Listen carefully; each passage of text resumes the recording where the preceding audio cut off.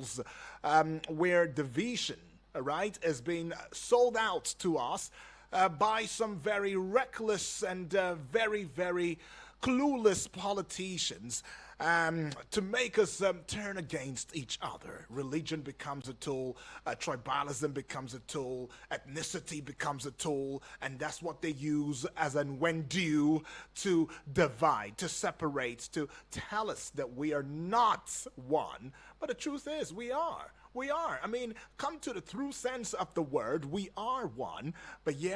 But we keep allowing ourselves to be torn apart by this very reckless few.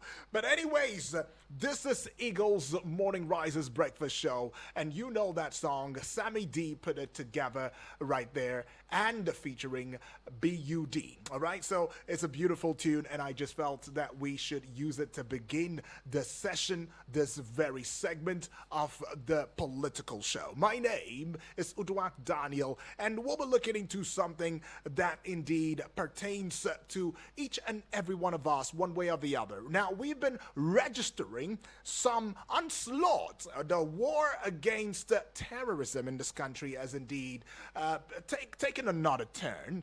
As much as we do know that the terrorists are seemingly scampering and scattered, so to speak, and they're weakening, so to speak, we see also the decisive political will coming from Mr. President. I'm talking about President Bola Ahmed Tinubu right there, in ensuring that the military, since he is the GCFR, Grand Commander of the Federal Republic of Nigeria, he has given that conversational output. He has put out the word. He has said, I'm giving you service chiefs. I mean, there was a recent meeting that he had with the service chiefs as well as the IGP and all of that. Could this be what that intel meeting is about? Well, we see successes now. NAF is successfully putting out an onslaught. There's a massive onslaught right there against the terrorist camps. And, of course, to support that effort, Nigeria has also utilized the idea of the Nigeria's Forest Guards Initiative, right? The Nigeria Forest Guard Initiative. Is it a step towards enhanced security? Is it? Right? And there has been some questions that Nigerians as well as you have been asking in the light of this. Now, I remember Mr. President had already given an order saying, you know what? I want the forest guards to be pushed into our forest and to ensure that the, in quotes, ungoverned spaces are indeed accounted for. So the Nigerian government launched the Presidential Forest Guards Initiative. And now they're deploying 7,000 forest guards across 7 pilot states. And this is with the aim of tackling insecurity and reclaiming forested areas used by these criminal groups. Now the initiative is aimed to strengthen Nigeria's internal security architecture by denying these terrorists, by denying these kidnappers, these bandits, this whatever their names may be. I'll just give them terrorists because that's what it is. As well as other criminal groups that may be hiding under the pretext and pretense of terror.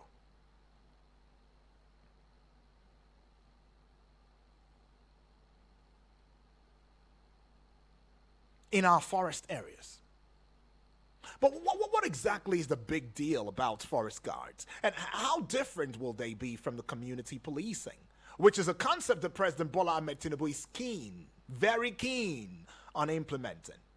So I'll just paint you a picture now. Imagine a scenario where bandits and kidnappers have no hiding place in Nigeria's vast forest. Just imagine that. Would that be nice?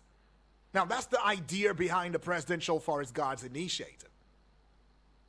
And it was launched by Mr. President in May of 2025, but it's coming to pass in December of 2025. So you must understand that there must be the process of recruiting, the process of training, and all of that. So their task is to pilot the affairs of guarding our forests in 7 pilot states.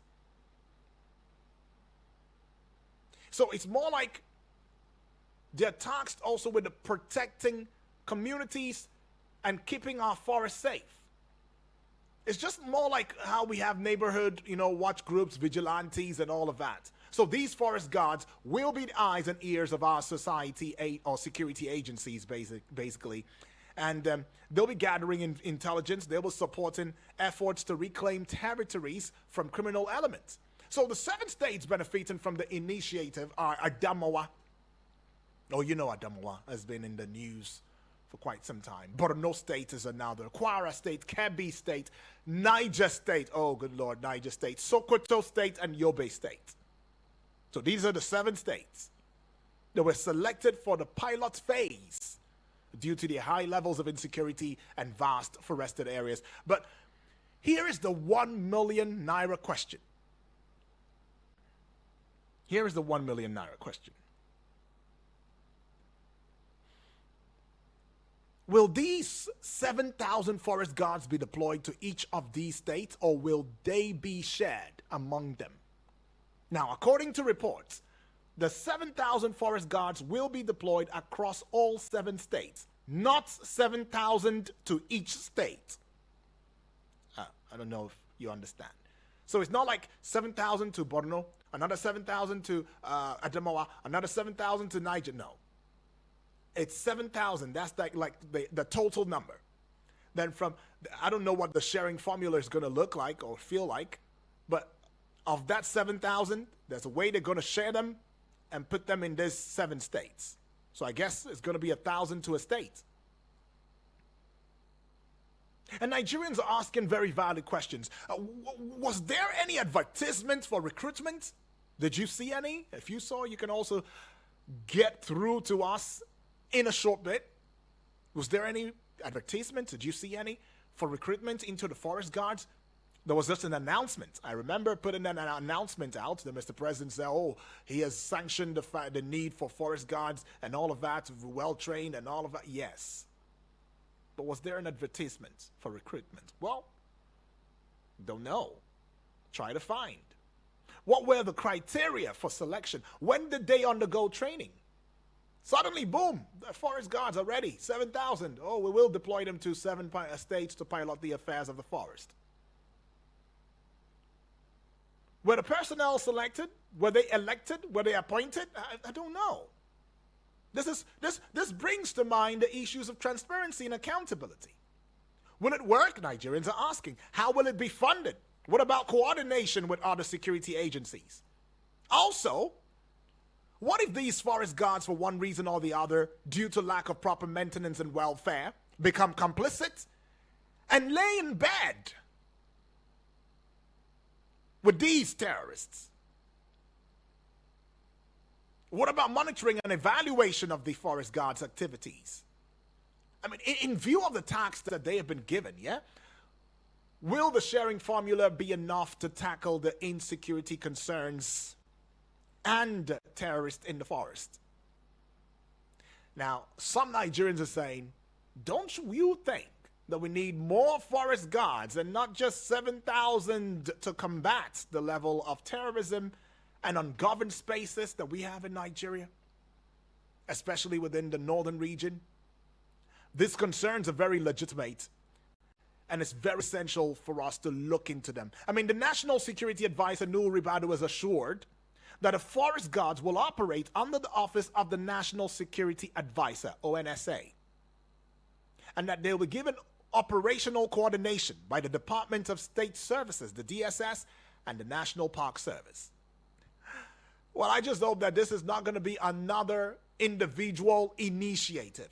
By individual initiative, recall the recent incident where some unknown, uniformed, well-equipped, well-kitted persons were arrested somewhere in Kwara. Remember that story? It was not too far off, not long ago.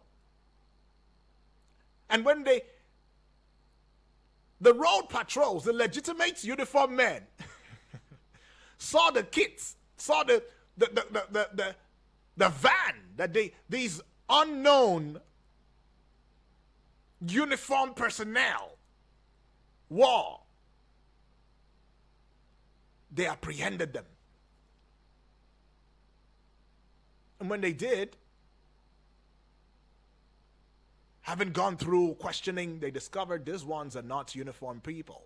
How did you get the uniform kits? How did you become so kitted? Having this van. Who even approved this? And they claimed that their mandate was from the Office of the National Security Advisor. Up until now, I don't think they've given us details. The only thing that we saw was that Nuhu Ribadu came out and said, oh yeah, I know them. Yeah, I was the one that sanctioned them to operate. Operate? Without proper documentation, without informing other security agencies. And if you remember, they fingered the Kwara State governor. And the Kwara State governor said this thing is a misunderstanding where agencies are not talking with each other. Agencies are not talking with each other. They are not liaising with each other. So I'm trying to understand agencies. So when you talk about agencies, you're talking the police, you're talking the vigilantes. Well, it's not even an agency, vigilantes. Yeah, but somewhat they're recognized, kind of. But let's say police, let's say the military, let's say the DSS, let's say, these are the ones we know. So who are these ones? But Ribadu came to lay claims to them. I know them. Oh, I was the one that gave them the mandate.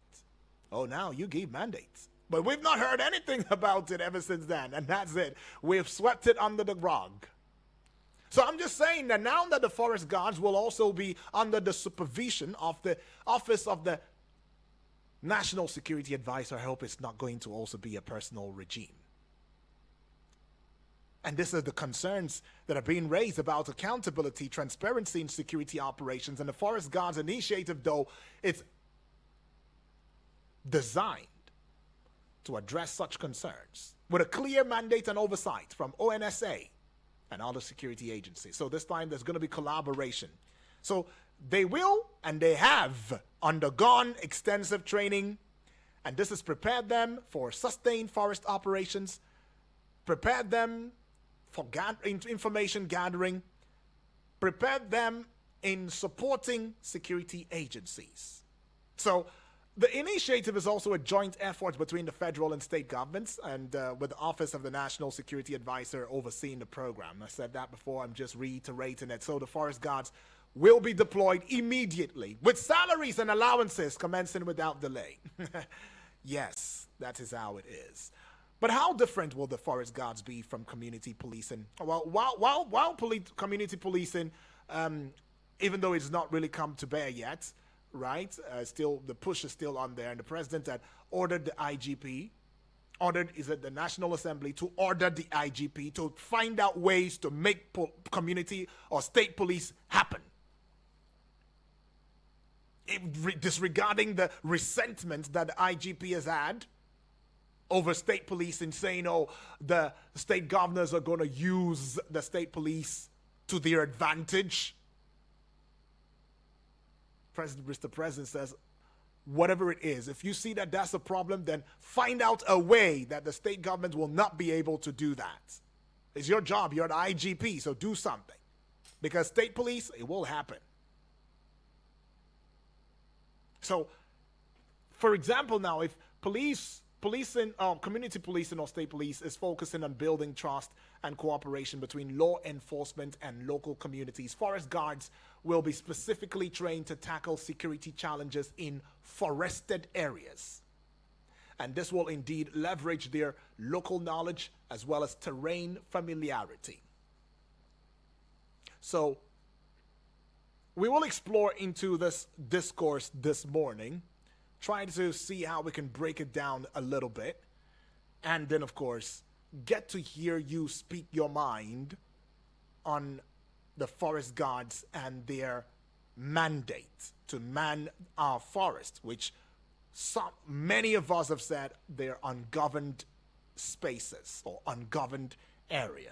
Now, we have our guest who will be joining us this morning now. He is an information specialist. He is policy and public affairs analyst, is in a person of Mr. Benedict Olaleko Agunoye. He's going to be adding his voice, but this prog show this morning will be very conversational. So I need you to be very close to your phones this morning as we engage. Right. Well, still connecting with him at this point, and yes, I think that connection just went through. Good morning to you, Sir Benedict. Morning. Good morning. Feels good to hear your voice this morning. Happy New Year in advance. Are you there? Yes, I'm here. Yeah, Happy New Year in advance. Same to you. Awesome. Well, Sir Benedict, we'll just dive into it very quickly. I mean, sometime in May, we heard about the forest guards, where Mr. President had indeed added his voice sternly, talking about the need for Nigeria, especially the northern region, to have forest guards to man the unmanned areas or ungoverned areas where these terrorists fester. And ever since then, didn't hear anything from them anymore. And suddenly, boom, right now, the forest guards are well trained. They will be given allowances. They'll be given equipment. They'll now be numbering 7,000 as pilots to pilot the affairs in about 7 states, inclusive of Borno State, Adamawa State, Niger State, Sokoto State, Yobe. These forest guards will be deployed. What comes to your mind? What would be the concern for you? Because Nigerians are asking so many questions, too many questions unanswered.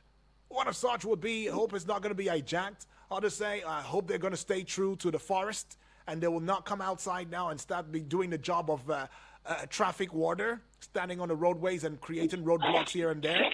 Hope they will not enter the community and start doing community policing. You know, even though we don't have a state police just yet and talks are underway. And hope they will not also, for one reason or the other, lay in bed with terrorists as a result of poor maintenance and welfarism. All right? So many questions. When were they recruited? Were they elected? Were they appointed? Were they, we don't even know. But we just know that these forest guards have appeared out of nowhere. Does it pose a concern to you? Well, there are a lot of concerns. Who do they report to administratively? Mm-hmm. Who do they report to operationally? Mm. But I also think that going by the president's statements from the beginning and maybe from his statement the last time he was declaring security emergency, then you could see administratively you expect them to be coordinated by the National Park office, who are the owners or the ones in charge of the federal forest for now, which is under the Ministry of Environment. And then, of course, for operationally, you expect a coordination coming from the NSC and, of course, maybe some guidance coming from the State Security Service. Now, from that description, we would have seen that their job is confined to the forest belt. That's number one. Mm-hmm. And number two, their primary role will be intelligence gathering, helping the nation, keeping the nation abreast of what happens in those forests. Now, what could be the immediate curious thing, yes, like everybody is asking, is when they recruited, have trust the system. Then let's believe that they have done their due diligence and have gone through whatever process they think was right to have that done. I knew that Borno governor sometimes, I think in October, mentioned something relating to forest guard, which I believe by such time perhaps the recruitment had been done and he had cooperated. Now, 7,000 in 7 states, maybe 1,000 per state, I think is a good number in addition to whatever the mining rangers and the civil defense can provide. But obviously, we would also ask the question why Katsina and Zamfara are not in the pilot phase. Because we know that between Sokoto and Yobe, there is Katsina and Zamfara. And the forests that are extended from Katsina and Zamfara to Yobe and Borno is almost the same expanse. So why is it that we are still going to have somewhere in the middle, falling within Zamfara and Katsina, not governed? But we hope that maybe in the next recruitment and in the next deployment, appropriate measure will be taken for that. Now, yes, we have concerns and we should raise the concern. But the fact that they are now there, I think that is a good development for the nation. Because if these forests are policed, then they will not be ungoverned spaces where terrorists can run in and out at any rate. Now, the issue of them becoming compromised, I believe that some measure of due diligence would have been done at the point of employing them. And if they are going to be under the NSA supervision, maybe with the DSS also getting involved, then the chances of a wide gap of compromise may not be there. Because we want to believe that such compromises will be detected as quick as possible and the culprit will be brought to book.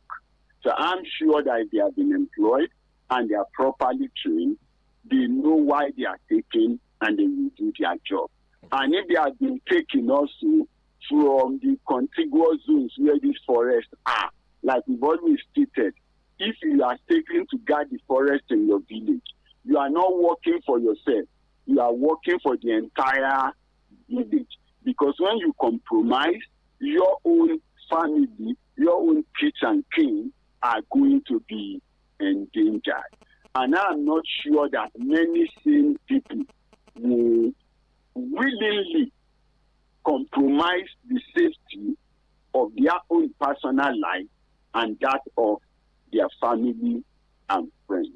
So to an extent, we believe that if they have followed the nativity as suggested at the initial stage in their recruitment, then the chance or possibility of a high-level compromise will be highly limited. Because it's not just loyalty to the nation now, it also has to do with loyalty to their families. And at that point, we say blood is thicker than generosity. So the generous gift anybody will give you, you have to think that your wife and children and your parents are involved in the risk that will be emanating. So it's not just people in a community. No, it is your own family. It is your own friends. It is your own kids and kin. So when you decide to compromise at that point, you know that it is their blood. So I believe that to an extent, with the monitoring system that will come from the government side and the connectedness of the people to their roots, the job should be done and should be done effectively. Right. So you do believe that the forest guards will indeed mark a significant turn in the fight against terrorism in Nigeria, especially the northern region? Everywhere. It's not just the northern region that you have issues. Okay. Some of those kidnapping that happen even in the southwest are because of the forest. I'm from Ondo North, and I always say that at some point you don't know the boundary between Ondo North, Kogi, and Edo. It's the same forest. It's the same farmland. It's the same environment. You understand? But when those places are not governed, that's why you hear they kidnap people in Kogi, and the next moment they are already in Ondo State, or they are already in Edo State, because it is the same forest belt. So across the nation, we need to have the forest manned. Even in the southeast where the forests are not so large, small as they are, there are still issues of kidnapping and people are being kept in the forest. As small as the forest in those regions may be. Okay. And I think that the South is even more of a concern to me if you are talking about forest guard and the North. Why? Because in the North, we are now in the dry season. Majority of the forest in the North, one fire can go several kilometers and no place will be empty. But the forest in the southern belt don't actually, some of them are evergreen forests, which means that what is hidden in them can continue to be hidden all year round, irrespective of the surveillance helicopters that you take around. Okay. So it means that in those places, you actually need people to go on ground to ensure that there are not illegally occupied spaces in the forest. Okay. I think it was the late governor of Ondo State, Akere Demi, shouting at some point that whoever operating in Ondo forest should come out and be officially documented. We are not saying you should not work there. We are not saying you should not graze there. We are not saying you should not farm there, right? But come out and be officially documented. So if there is a proper forest guard system, the government wouldn't really need, because at that time, whoever did not come out, there was still nothing the governor could do, because he doesn't have enough men to comb the entire forest and bring out whoever is there. But Right. where there is a forest guard on ground, then they can effectively police the forest and get people who are occupying it illegally to stay away. So both in the south, in the middle, in the north central, and in the far north, we needed the forest Great. to be appropriately policed. Man, If okay. the forest is safe, then the police can now run the street, and then we are sure that neighbor to neighbor and the rest of that will work effectively, and there will be better security coordination. Very Now, well. I think the Chief of Army Staff that alleged that terrorists and bandits across Africa believe there is so much money in Nigeria, and when some of them come, it is in this forest that they hibernate. That's where some of them hibernated until maybe they make friends with some other people. But if there is the forest guard system, even in places where we say the borders are porous or there are no borders, at least there will be forest, and the forest guard will be able to at least interact with people who are moving rice, ammunition, and the rest through the contiguous border with Benin, Niger, the Chad Basin, and possibly Cameroon. Okay. So that way, we know that inside the forest, there is no danger. Then we can now focus on dealing with the danger on the street. All right. But Well, for once the criminals have no hibernating hiding space yeah. in the neighborhood of our forest, I am sure that we can then better secure the streets. Right. Let's put it back to your thoughts. Quickly take this call now. Hello. Good morning. Good morning, I'm Chimeze calling from Asokoro. All right, Chimeze, welcome aboard. Let's have you. The issue of forest gas being deployed, please, we don't repeat mistakes. The forest gas, are they under whose command? We have seen, I have heard what happened in Kwara State. Unlike other platforms, and you said, this matter is swept under the carpet. What is the caliber of guns they are using? What is their ammunition? Who is assigning them? Because we have a multiplication of responsibilities. The forest guard, who is really responsible for them, my mind, I don't trust them under the office of the NSA. That's the truth. And again, these forest guards, have they been lectured by the Conservator General of the nation that you are not going to the forest to hunt animals? You have some endangered species of animals. Like I have to be playing people from Ebonyi, from Abakaliki, they eat pythons. And some of these pythons are endangered species. Right. They are not there to go and hunt. And again, not to reduce the population of animals. If they are on salary, it should be specific, it should be spelled out. The issue of them going to the forest is good, not to come out and mount roadblocks on forest paths or expressways that are crossing through their forest to do like the police, some policemen do. That is all I have to say. Right. Let us know who is going to be their commander, under whose instruction, what is their prime. I believe this is part of state policing.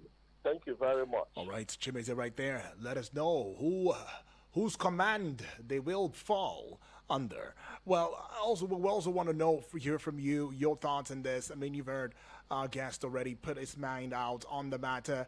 How well do you trust the Forest Guard initiative? Is it going to help? Is it not?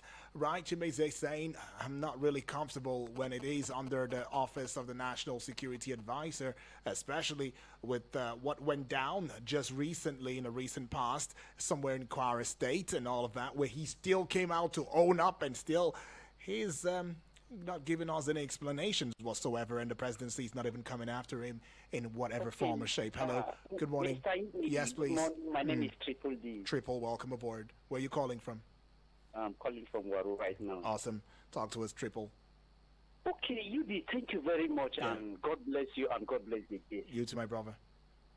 This is a very sensitive topic, sensitive matter that Nigeria needs to listen and advise government on what to do, just as you rightly said. Mm-hmm.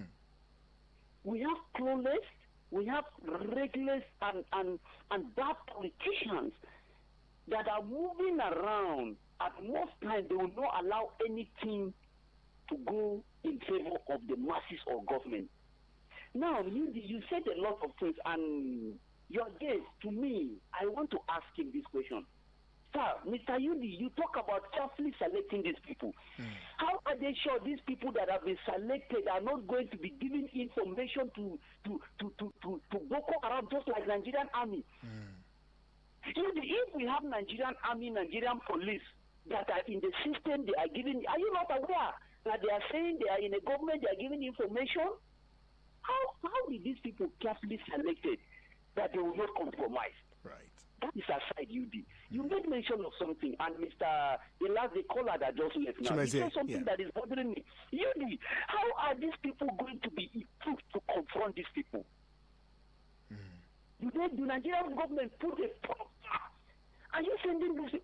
Nigerian government that carry weapons, they cannot confront these people. You are training these people. Nobody knows how you recruit them, how it happens, and you want to send them to the forest. I'm looking at it. Maybe there is a crony, something that Nigeria will just look at it that these people are going to head matter. But when we pray, they head matter. But let me tell you, Yudi. Yeah. Now, these terrorists that we are talking about, that you equip these people, with the kind of statement coming from some of our northern leaders, can they allow this thing to have a good result?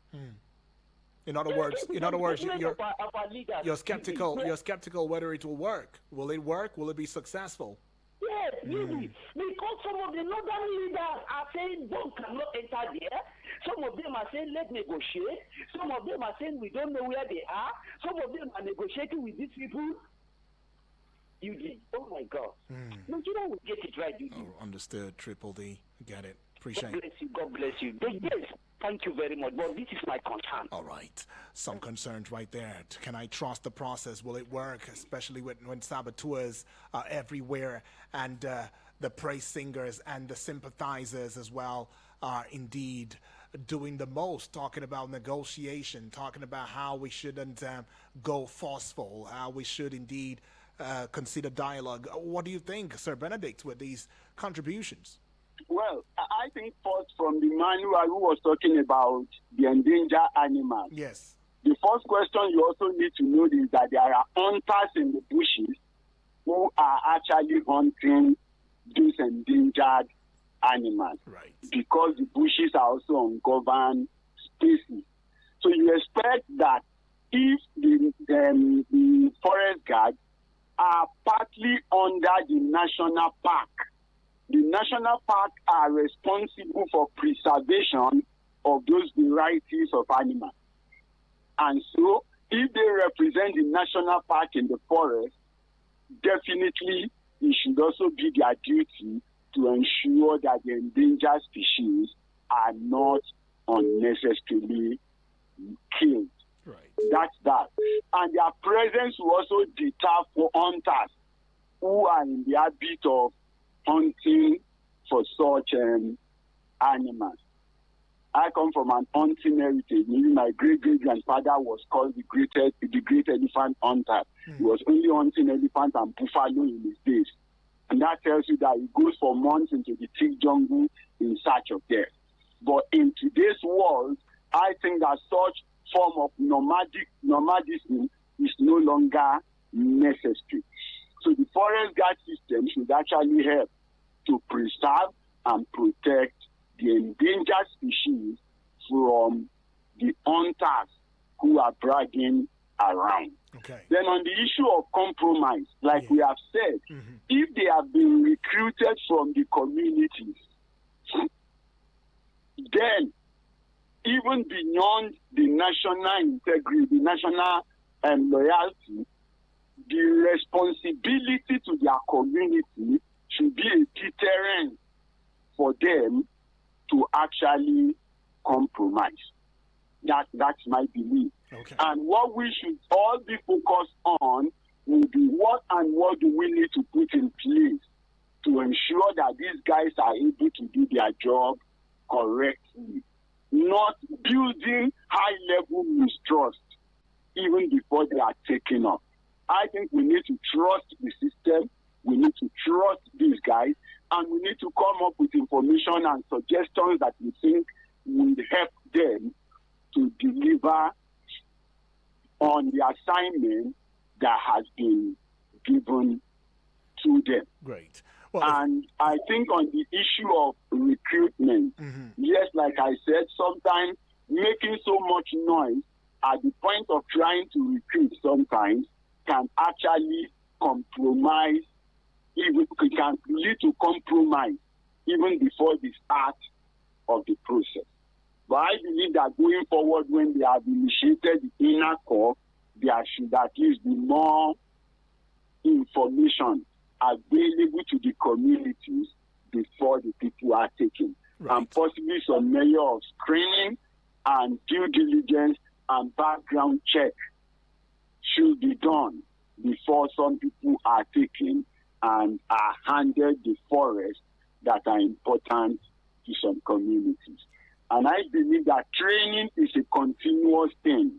So they should get duly briefed and appropriately informed from time to time so that they can continue to discharge their duty with the right and adequate knowledge. okay. Well, the phone lines are still open now, and you should stick to this number only, 0907 353 0044. 0907 353 0044. Or better still, you can just very quickly get onto the WhatsApp portal number and ask your question directly. Not forgetting to include your name and your location. The WhatsApp number is 0909-705-4450. And remember that we also spread across social media. Our wings reach far and wide. And that's talking about Facebook and YouTube. Do well to subscribe to the YouTube channel, as well as give us a like and a following with the Facebook page wall, and spread those beautiful lofty wings across every other social media platform as you know it at Eagles FM Abuja. Right? Well, still having the conversation and going into matters that concern the forest guards and all of that.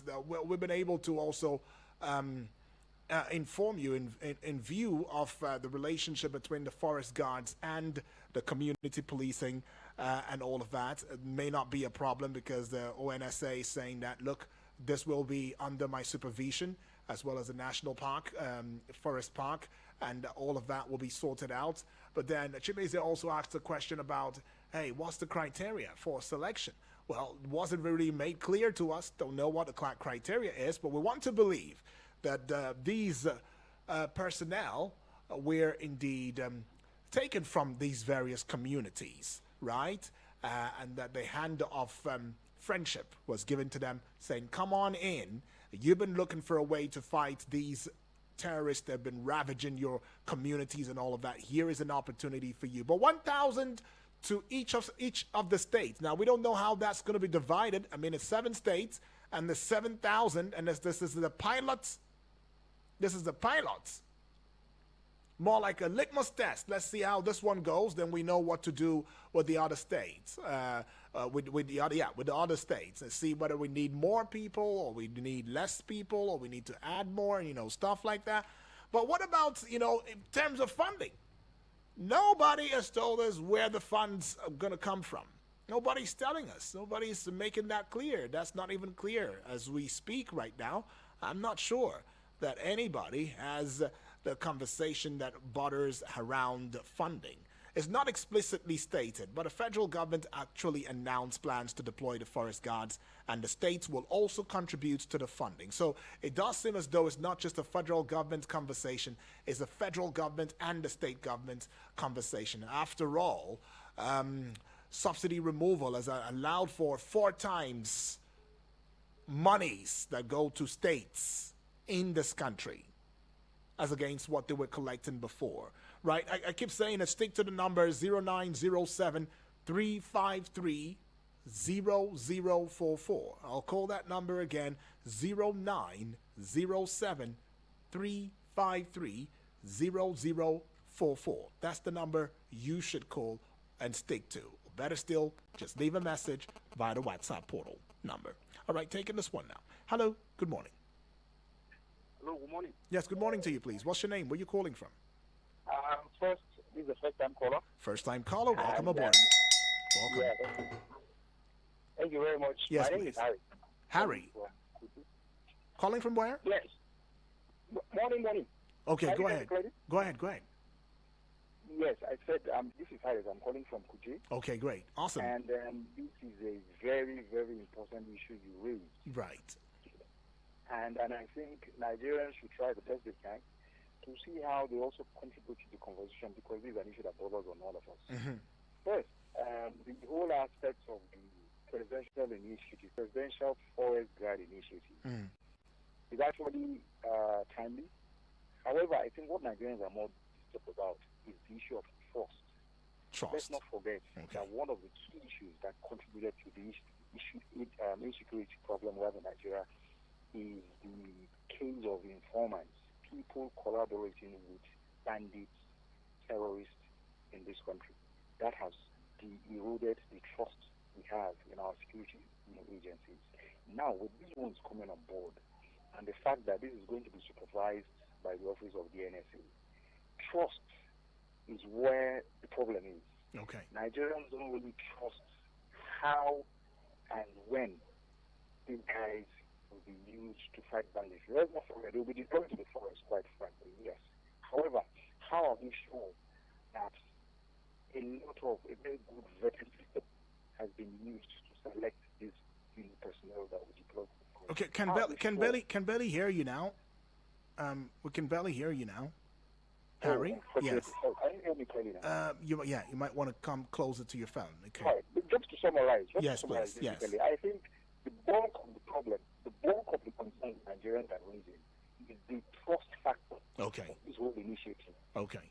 We've seen clearly that security personnel, not all, but however, the mechanism to seriously building trust is where there's a problem. Okay. How are we sure that these guys will not go collaborating with this very terrible non-state actors Right. to seriously make the issue worse? Okay. That's what I think Nigerians Okay. are concerned about. So Awesome. that's for me, it's where the issue is. If we can deal with the trust factor, it should be a problem. It should be a very good initiative to tackle the issue of insecurity and terrorism in Nigeria. Thank you very much. Appreciate Harry. Thank you so much right there for that contribution. One solid word, he says, trust. Sir Benedict, what do you think as we put a wrap to it, if possible, maybe in a minute? Are you there? Okay. Can't connect with Mr. Benedict right there. But yes, it is a very vital conversation. Trust.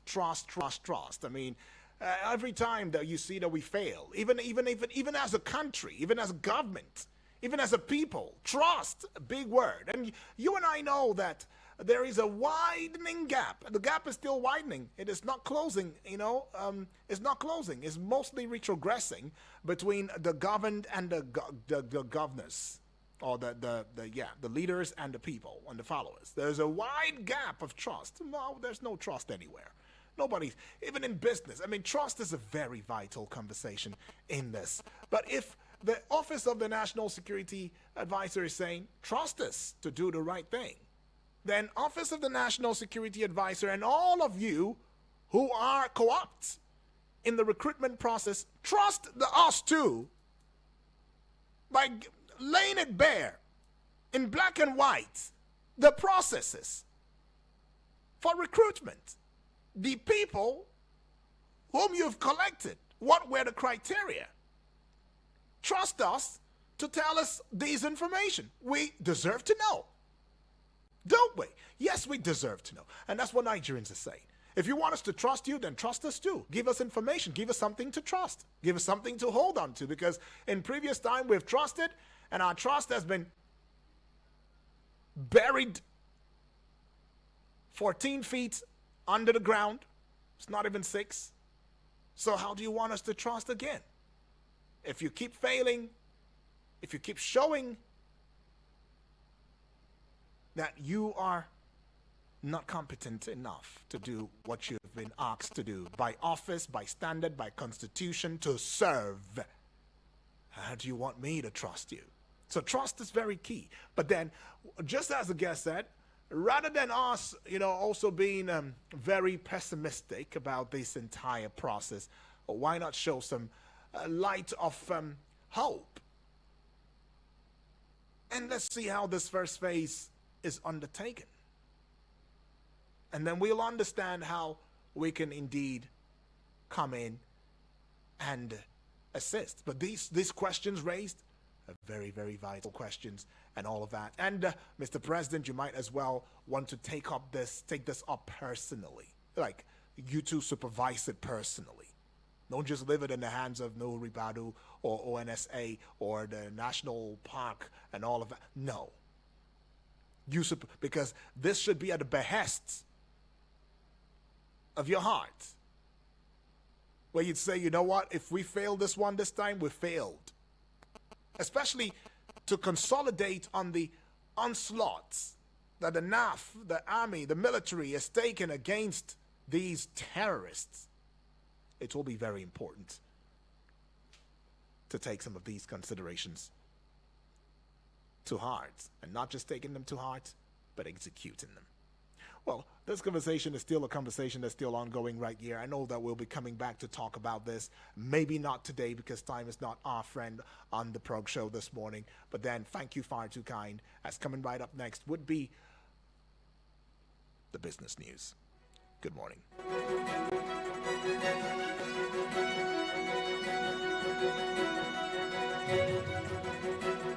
Eagles 102.3 Abuja.